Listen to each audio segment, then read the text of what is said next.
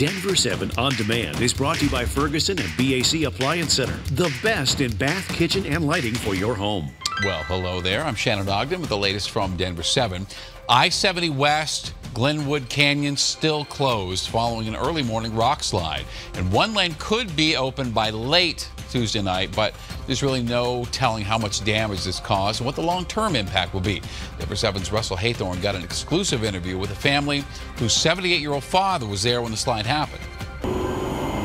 State troopers escorting us into the area of the slide this afternoon, where crews are still working tirelessly to get I-70 reopened. It's not uncommon for us to see that moisture seep into, the rock wall and then basically, pop the rock off. These massive rocks came tumbling onto the interstate overnight. About 3 of the boulders from this morning, I would say, are about the size of a Suburban. And just hours before this big slide, he's incredibly lucky. A smaller one, just 9 miles to the east, caused Bob Dorff to swerve in his Chevy Equinox and roll. It looked like there was a refrigerator in the road.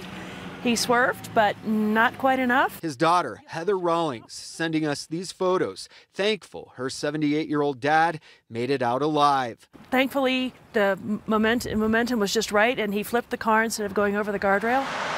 The westbound deck of the highway is elevated more than 100 feet above the eastbound lanes in some places.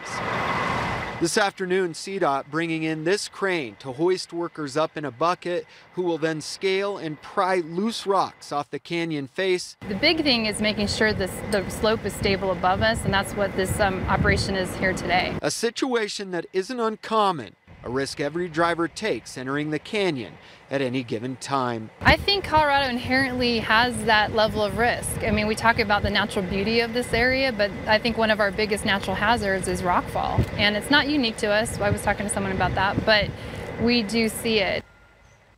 Russell Haythorne. It's about a 3 to 4 hour detour around the rock slides. We'll stay on top of this. We'll update you on air and on thedenverchannel.com. Boy, we got a big snowmaker moving in, complicating that already tricky travel. From the First Alert Weather Center, look who it is. It's Chief Meteorologist Mike Nelson. We'll be dry as far as the Denver area for the morning drive on Wednesday, but snow-covered and slippery from Idaho Springs back up in the mountains, and low clouds and fog around Fort Collins off to the northeast. By lunchtime, snow starting to develop on northeastern Colorado's areas, and snow-covered and slippery conditions continue in the mountains. Still dry, the Springs down toward Pueblo, and then by late in the day, wet and slushy here, heavy snow in the mountains, still dry roads southeast corner. It's going to be a pretty good snowmaker, especially mountains with about 8 to 12 inches and around 3 to 5 by midday Thursday over much of northeastern Colorado, along with cold temperatures. Thursday morning, 2 and then 25 in the afternoon, 5 Friday morning, then 37, and then back into the 40s for the weekend into early next week. That's more like it. Thank you, Mike. And we'll keep an eye on the roads as the snow moves in so you can get where you're going safely. Expect updated forecasts tonight at 10 and from 4:30 to 7 o'clock tomorrow morning. On Wednesday, Denver teachers plan to march to the steps of the state capitol and deliver hundreds of letters to Governor Polis's door. The union wants the governor just to stay out of negotiations and let the strike move forward. The district hopes, though, the governor can sit down with both sides and they can all come up with a deal. Horsetooth Mountain's open space is going to be closed for the next few days after a hiker had to fight off a young mountain lion.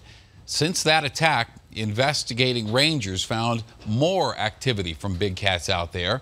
And we now know the man attacked on Tuesday is in his 30s. And he had actually researched wildlife encounters in the past, and he was out on a run when this mountain lion pounced on him. He scratched him, he bit him on the face, his back, his arms. He was able to suffocate the cat finally, and then he hiked 3 miles to get help. And we've also learned from wildlife officers that the mountain lion was less than a year old and described as small. That's why we're doing the necropsy. Our veterinarians will take a look to determine whether there was any kind of disease, if he was maybe starving, or if it just so happened that as a young cat, he was still kind of learning his hunting instincts, and unfortunately the trail runner was kind of in the right place at the right time to unfortunately trigger those instincts. That runner is resting right now and will recover. All right, don't let the numbers fool you. Cases of the flu are on the decline, but children especially are still vulnerable in Colorado. The state says nearly 1,700 people have required to stay in the hospital this flu season, and that's up about 130 cases from last week. Children 4 and under continue to have the highest rate of hospitalizations. One child in Colorado died last month from flu complications. Doctors say the vaccine actually has proven to be largely effective this season, and it is not too late to get a flu shot. You know, sometimes bad news just has a way of snowballing, and it did just that for a local veteran that Contact 7 stepped in to tell his story. Here's Denver 7's Jason Grenauer.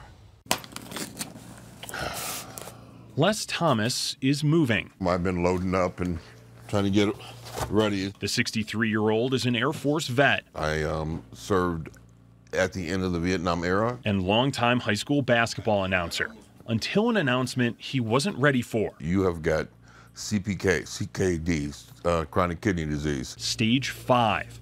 His kidneys are failing. This is my bag of medicine.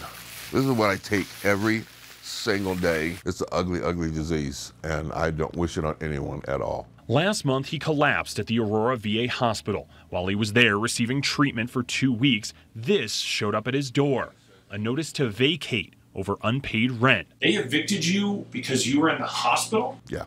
His landlord tells me Les had been late on other payments, something he disputes. He now has until this Friday, the 8th of February. On top of his failing kidneys, Thomas is on the verge of being homeless. I have to find someplace to live. The VA's been trying to help me with that, but everything's on a waiting list. I don't have any family here. I have no one to help me. Excuse me.